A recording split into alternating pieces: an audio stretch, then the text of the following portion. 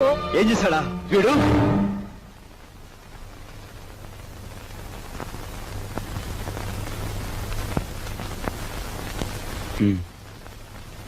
బాబు, వీడిని తమ్ముడురా. తప్పు చేస్తే శిక్షించాల్సిందే. కాకపోతే ఆ సమయంలో వీడిని తమ్ముడని మాత్రం గుర్తుంచుకుంటే చాలు. పదరా.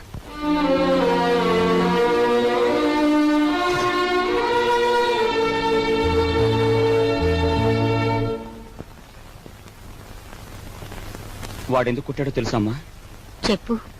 పక్కన కాబోయే పెళ్ళం ఉంది కదా, ఆవిడ ముందు గొప్పలు చూపించుకోవడానికి. ఒరే కృష్ణ, నువ్వు చిన్న కొడుకు అయితే నీకంటే ముందు పుట్టిన పెద్ద కొడుకురా వాడు. నీకంటే ముందు నుంచే చూస్తున్నాను. వాడెప్పుడూ తప్పు చేయడు. వాడితో ఉన్న ఆ పిల్ల వాడంత గొప్పదని నా అభిప్రాయం. ఏం జరిగిందో తెలుసా అని వాడు నిన్ను చూసి ఉనికిపోయినప్పుడు నీ గురించి ఏ దుర్వార్త వినవలసి వస్తుందో అని భయపడ్డాను. ఏం జరిగిందని అడగటానికి కూడా ధైర్యం చాలకు వచ్చేశానురా.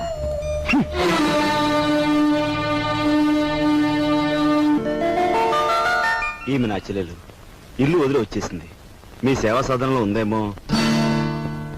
సారీ, ఇలాంటి అమ్మాయి ఎవరూ లేరు. వస్తానండి.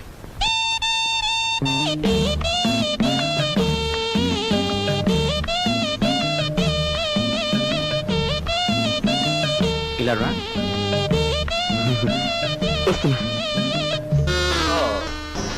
నీ చూపులోని ఆకలి నాకు అర్థమైంది.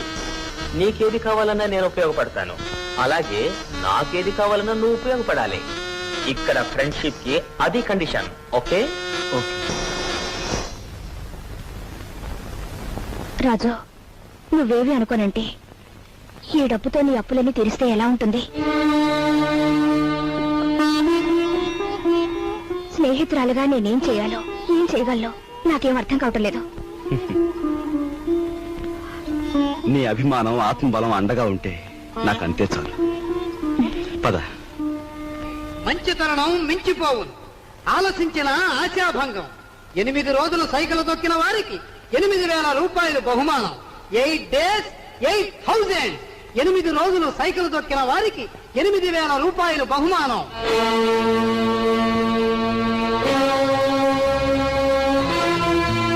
రాజు, అప్పులు తీర్చడానికి నువ్వు సైకిల్ తొక్కుతున్నావట.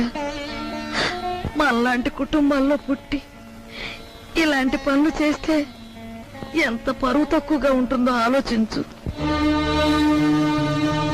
నేను చాటుగానో సన్నాసి బుద్ధితోనో దొంగతనం చేస్తున్నాను అనుకో, లేదా కన్నవాళ్ళనే వెన్నుపోడు పొడుస్తున్నాను అనుకో, లేదా అప్పుల చేత పంచాయతీ జరిపించాను అనుకో, అప్పుడు నేను 10 మంది చేత చీ అనిపించుకునేవాడిని అవుతాను. ఏమిటా నువ్వు మాట్లాడేది? మొన్నటికి మొన్న కుమ్మరాడి దగ్గర కూలిపిని కొప్పుకొని ఏంటి పరువు మీద పెద్ద బండ పడేస్తావు. ఇవాళ మీ నాన్న చచ్చిపోయాక ఆగు. ఇప్పుడు నువ్వేమిటి మాట్లాడింది? మా నాన్న చచ్చిపోయాడా? ఆ మాట నువ్వంటున్నావా? నువ్వు ఏమిట్రా అది? ఆవిడ అలా రెట్టిస్తున్నావు. మరి చూడమ్మా, నాయనమ్మా నాన్న చచ్చిపోయి అంటుంది, అత్తయ్య అంటుంది. అసలు అసలు నాన్న చచ్చిపోవడం ఏంటమ్మా? Non sense. నాన్న చచ్చిపోలేదు. నాన్న చచ్చిపోలేదు. మనందరం కలిసి ఆయన చంపేశాం. అవునమ్మా, నిర్దాక్షిణ్యంగా కాలు రాసి చంపేశాం.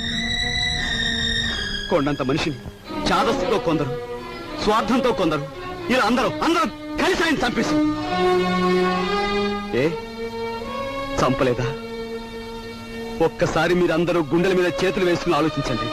ఆయన జీతం నెలకు 500 రూపాయలు, కేవలం 500 రూపాయలు. తాహతకు మించిన కోరికలు కోరి మనందరం కలిసి ఆయన చంపేశాం. He was successfully murdered by all his family members. నోరుంది కదా అని తప్పులు పడుతున్నారు. నేను చేస్తున్న ఈ పనిలో ఓ పవిత్రమైన ఆశయం ఉందే తప్ప ఇదేం పరువు పోయే పని కాదని నాకు బాగా తెలుసు. మీరు ఒప్పుకున్నా ఒప్పుకోకపోయినా ఈ పని నేను చేసే తీరు.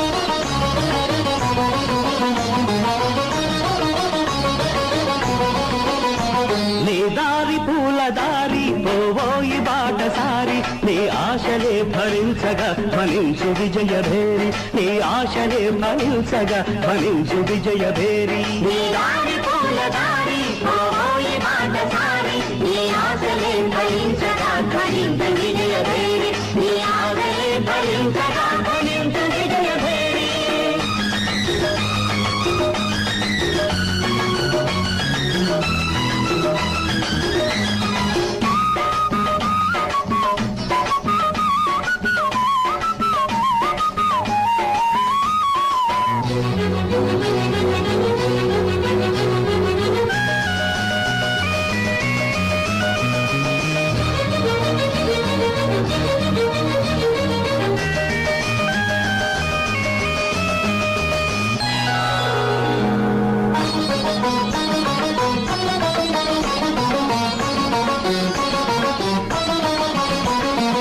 ఆశయాలు గురిగా సాహసాలు సిరిగా సాగాలి జైకరథం అడిబడిగా మలుపులల్ని ఉన్నా గెలుపునేదిరన్నా సాధించు మనోరథం మనిషిగా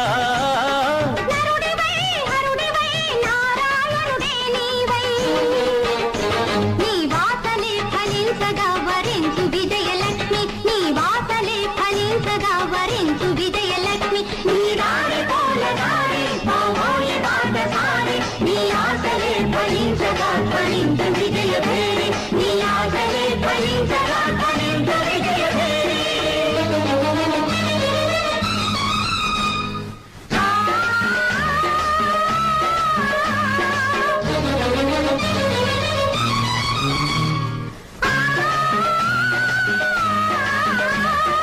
అయ్యప్ప స్వామియే శరణమయ్యప్ప అయ్యప్ప స్వామియే శరణమయ్యప్ప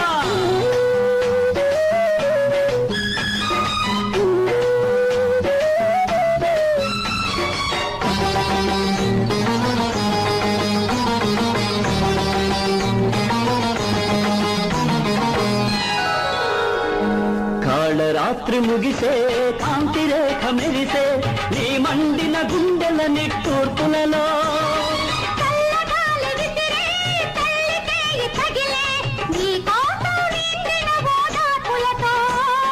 విజయమో విలయమో విధి విలాసమేదైనా నీ రక్తమే జ్వలించగా జయించు ఆత్మశక్తి నీ రక్తమే జ్వలించగా జయించు ఆత్మశక్తి నీ దారి పూల దారి పోయి బాటసారి నీ ఆశలే ఫలించగా ఫలించు విజయ భేరి నీ ఆశలే ఫలించగా ఫలించు విజయ భేరి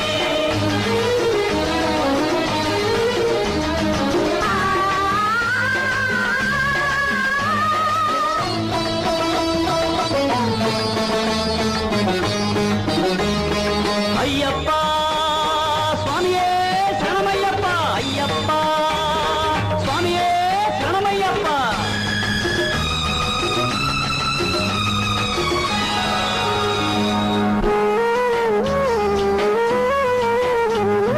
దిక్కులన్నీ కలిసే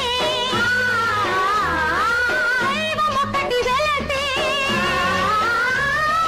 నీరక్తాభిషేకం చేస్తుంటే మతములన్నీ కరిగే మమత దివ్య వెలిగే నీ ప్రాణం నైవేద్యం పెడుతుంటే ధీరుడివై విక్రమాకుడివి నీవై నీ లక్ష్యమే సిద్ధించగ దీవించు దైవ శక్తి నీ లక్ష్యమే సిద్ధించగ దీవించు దైవ శక్తి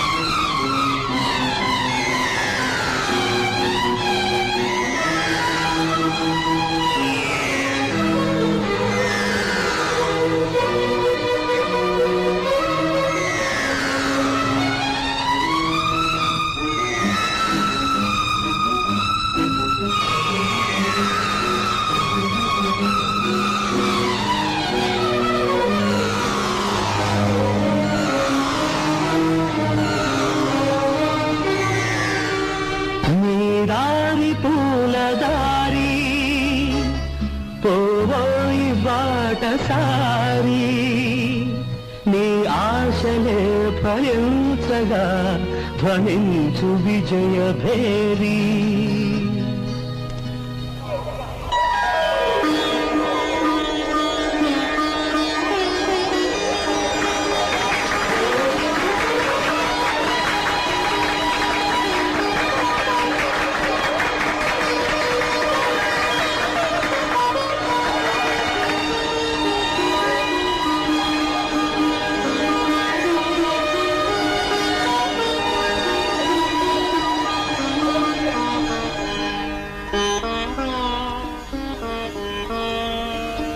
ఇవాళ నీ కొడుకు ప్రయోజకుడైనందుకు ఇప్పుడు నువ్వు ఉంటే ఎంత ఆనందించేవాడివిరా.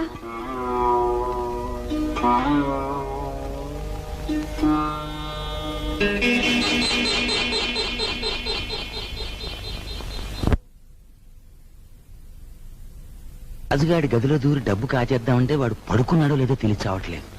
పడుకున్నాడని దగ్గరికి వెళ్ళామనుకో వాడు బాంబుల పేర్లా పేల్తాడు. అసలు ఈ గొడవంతా దేనికి? నువ్వు మీ ముసల్దాన్ దగ్గరికి వెళ్ళి కుక్క పెట్టి ఒక ఏడుపేడు ఆవిడ కాచేసుకొచ్చి మనకిస్తుంది.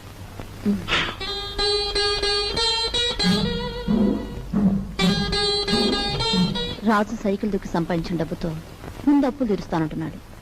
మమ్మల్ని మాత్రం ఆగమంటున్నాడు. వాడు సైకిల్ తొక్కుతానంటే మనం అందరం వాడిని కాదన్నాం. ఇప్పుడు ఆ డబ్బు మనం కావాలంటే ఏం బాగుంటుందమ్మా? అందుకే వాడి చేతుల నుంచి మనం తీసుకోము.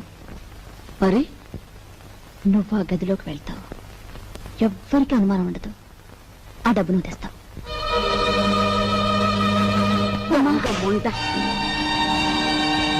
వాడు పగలనక రాత్రనక కష్టపడి రక్తం ఓడ్చి సంపాదించిన డబ్బు దొంగిలించమంటావా? ఆలోచిస్తే నాకు ఇప్పుడు అర్థం అవుతుంది. నా కొడుకు డబ్బు కూడా నువ్వే కాజేశావు. వాళ్ళు నువ్వే చంపేశావు.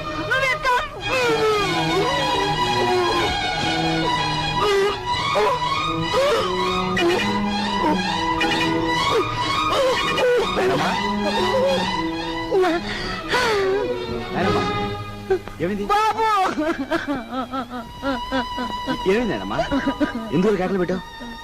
నాయనమ్మా ఏమైందేనా? ఏం లేదు బాబు, ఏదో పీడకలు వచ్చింది. మీ నాన్న గుర్తుకొచ్చాడయ్యా. సరే ఊరుకో.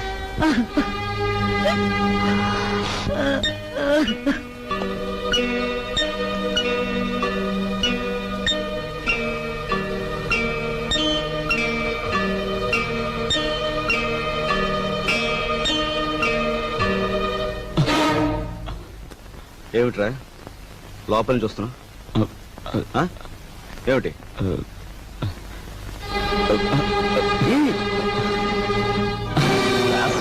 ఏమిటారు చేసిన పని?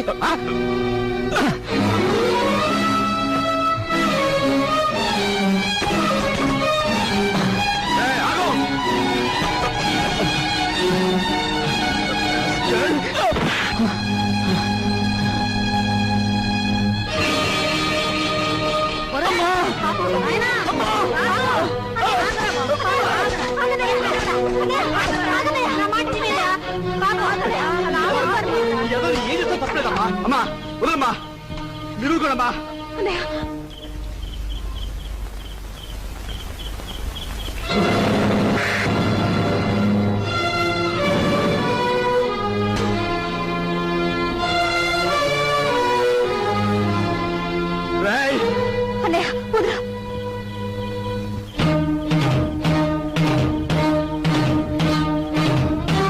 దుర్మార్గుడా, ఎంతకు తెగించావురా?